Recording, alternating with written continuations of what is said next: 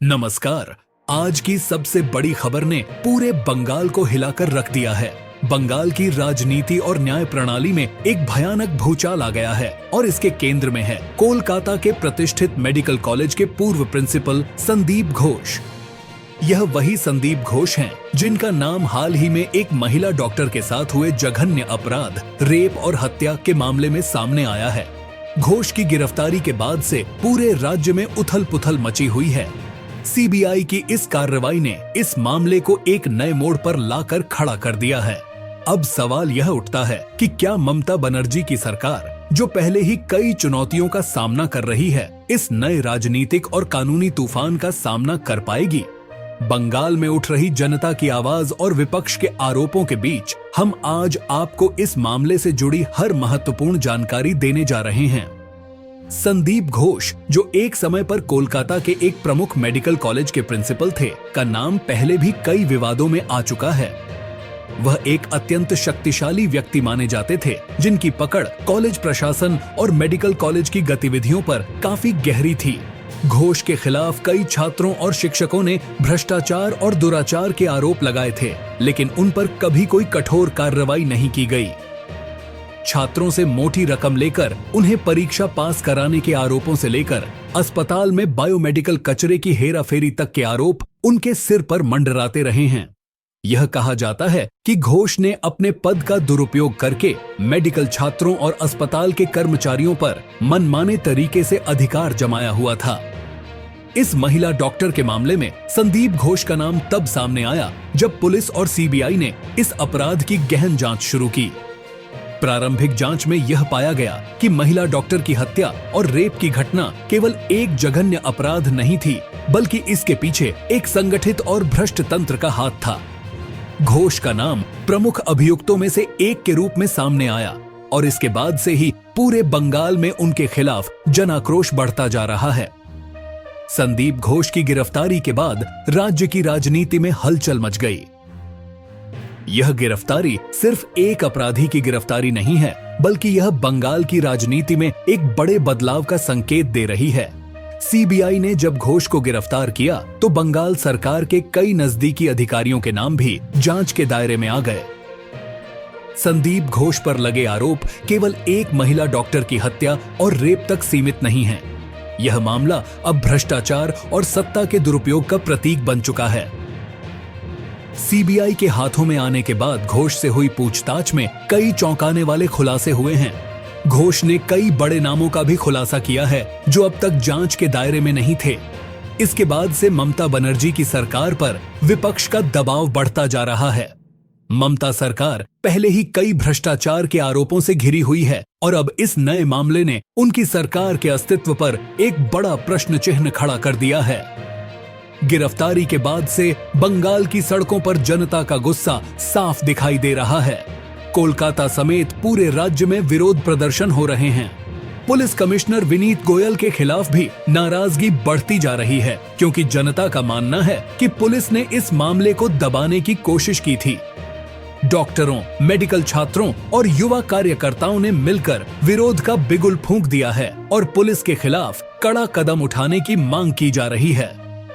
विपक्षी दल, विशेषकर बीजेपी, ने इस मुद्दे को लेकर ममता सरकार पर तीखा हमला बोला है। बीजेपी के नेताओं ने यह आरोप लगाया है कि ममता बनर्जी की सरकार ने संदीप घोष को राजनीतिक संरक्षण प्रदान किया, जिसकी वजह से वह इतने समय तक कानून की गिरफ्त से बचते रहे। विपक्ष का कहना है कि ममता सरकार ने इस पूरे मामले को दबाने की कोशिश की और अब जब मामला जनता के सामने आ गया है तो ममता सरकार को इस्तीफा देना चाहिए। ममता बनर्जी के खिलाफ यह आरोप भी लगाए जा रहे हैं कि उन्होंने अपने प्रशासनिक अधिकारियों को बचाने के लिए पुलिस की जांच को प्रभावित करने की कोशिश की। अब जब संदीप घोष सीबीआई की गिरफ्त में हैं, तो जनता की नजरें इस बात पर टिकी हैं कि आने वाले दिनों में और क्या खुलासे होते हैं। सीबीआई के सूत्रों का कहना है कि घोष से की गई पूछताछ में अब तक कई महत्वपूर्ण जानकारियां मिल चुकी हैं और यह भी उम्मीद जताई जा रही है कि इस मामले में और भी बड़े नाम सामने आ सकते हैं। घोष की गिरफ्तारी के साथ ही अन्य संदिग्धों की भी धरपकड़ की जा रही है। और यह संभावना जताई जा रही है कि ममता बनर्जी के करीबी अधिकारियों पर भी जल्द ही शिकंजा कस सकता है। सीबीआई ने इस मामले में घोष के अलावा 3 और लोगों को गिरफ्तार किया है जो घोष के साथ इस अपराध और भ्रष्टाचार में संलिप्त थे। इन गिरफ्तारियों के बाद सीबीआई की जांच और तेज हो गई है और यह मामला अब केवल एक महिला डॉक्टर के रेप और हत्या का नहीं रहा, बल्कि एक व्यापक भ्रष्टाचार घोटाले का हिस्सा बन चुका है। ममता बनर्जी, जो बंगाल की मुख्यमंत्री होने के साथ साथ हेल्थ मिनिस्टर भी रह चुकी हैं, पर अब राजनीतिक दबाव तेजी से बढ़ रहा है। जनता का गुस्सा और विपक्ष के लगातार हमलों के बीच ममता बनर्जी ने विधानसभा में एक एंटी रेप बिल पेश किया है। इस बिल के तहत रेप के दोषियों को कड़ी सजा देने का प्रावधान किया गया है, जिसमें फांसी तक की सजा शामिल है। हालांकि विपक्ष का कहना है कि यह बिल सिर्फ जनता का ध्यान भटकाने का प्रयास है और ममता सरकार को पहले से ही लागू कानूनों का सही तरीके से पालन करना चाहिए था। आप ये तस्वीरें देख रहे हैं जहां प्रदर्शनकारियों ने कोलकाता पुलिस कमिश्नर के दफ्तर के बाहर बैरिकेडिंग को तोड़ने की कोशिश की। ये दृश्य बंगाल के मौजूदा हालात का स्पष्ट चित्रण है। जनता का गुस्सा इस कदर चरम पर पहुंच चुका है कि पुलिस को उग्र विरोधों को काबू में करने के लिए बल प्रयोग करना पड़ रहा है। यह स्थिति दर्शाती है कि कोलकाता में हालात सामान्य नहीं हैं। असंतोष और गुस्से का माहौल हर तरफ व्याप्त है, खासकर पुलिस और प्रशासन के खिलाफ। बैरिकेडिंग तोड़ने का यह दृश्य महज प्रतीकात्मक नहीं है, यह दर्शाता है कि जनता का धैर्य अब जवाब दे चुका है। प्रदर्शनकारियों का गुस्सा इतना बढ़ चुका है कि वे पुलिस कमिश्नर विनीत गोयल के इस्तीफे की मांग कर रहे हैं। उनका कहना है कि जब तक कमिश्नर इस्तीफा नहीं देंगे, विरोध प्रदर्शन जारी रहेगा। इस विरोध प्रदर्शन का नेतृत्व सिर्फ राजनीतिक कार्यकर्ता नहीं कर रहे हैं, इसमें शहर के कई प्रमुख वर्ग शामिल हो गए हैं। डॉक्टर, मेडिकल छात्र, युवा कार्यकर्ता और आम नागरिक सब मिलकर पुलिस प्रशासन के खिलाफ आवाज उठा रहे हैं। विरोध का मुख्य उद्देश्य पुलिस कमिश्नर विनीत गोयल को उनकी लापरवाही और कुप्रबंधन के लिए जवाबदेह ठहराना है। आरोप है कि महिला डॉक्टर के रेप और हत्या के मामले में पुलिस ने सही समय पर कार्रवाई नहीं की, जिससे अपराधियों को बचने का मौका मिला। इस लापरवाही ने जनता के बीच आक्रोश पैदा कर दिया है। प्रदर्शनकारियों का कहना है कि अगर पुलिस ने सही समय पर सबूतों को सुरक्षित किया होता और त्वरित कार्रवाई की होती तो अपराधियों को पहले ही सजा मिल चुकी होती। प्रदर्शनकारियों का गुस्सा इस हद तक बढ़ गया है कि वे किसी भी हद तक जाने को तैयार हैं। पुलिस ने बैरिकेडिंग करके उन्हें कमिश्नर के दफ्तर तक पहुंचने से रोका तो भीड़ ने आक्रामक रुख अपना लिया। बैरिकेड्स तोड़ने की कोशिशें यह दिखाती हैं कि जनता अब पुलिस और प्रशासन के खिलाफ हर संभव तरीका अपना रही है। पुलिस को स्थिति काबू में करने के लिए बल प्रयोग करना पड़ा। लाठियों का इस्तेमाल किया गया, आंसू गैस के गोले छोड़े गए और कुछ जगहों पर पानी की बौछारें भी की गईं। लेकिन ये प्रयास प्रदर्शनकारियों के गुस्से को कम करने के बजाय और भड़काने का काम कर रहे हैं। प्रदर्शनकारी साफ कह रहे हैं कि जब तक पुलिस कमिश्नर इस्तीफा नहीं देते तब तक विरोध थमेगा नहीं। प्रदर्शनकारियों की मांग है कि पुलिस कमिश्नर विनीत गोयल को तत्काल इस्तीफा देना चाहिए। उनका मानना है कि गोयल की अगुवाई में पुलिस ने अपनी जिम्मेदारी नहीं निभाई और महिला डॉक्टर के केस में न केवल लापरवाही बरती बल्कि जानबूझकर सबूतों को दबाने की कोशिश भी की।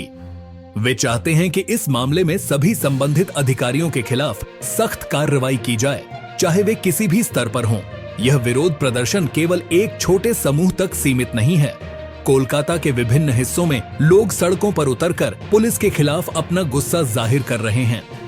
आम जनता का समर्थन इस विरोध को और मजबूती दे रहा है।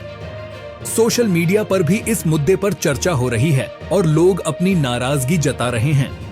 लोगों का कहना है कि पुलिस का काम जनता की सुरक्षा करना होता है, लेकिन जब पुलिस खुद अपनी जिम्मेदारी निभाने में असफल हो जाती है तो जनता को अपना विरोध दर्ज कराने का हक है।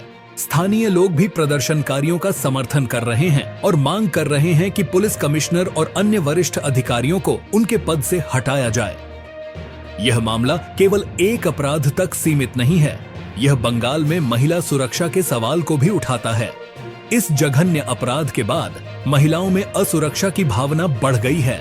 महिला संगठनों ने भी इस मामले में अपनी आवाज बुलंद की है और पुलिस तथा प्रशासन को महिला सुरक्षा के मुद्दों पर गंभीरता से कदम उठाने की मांग की है।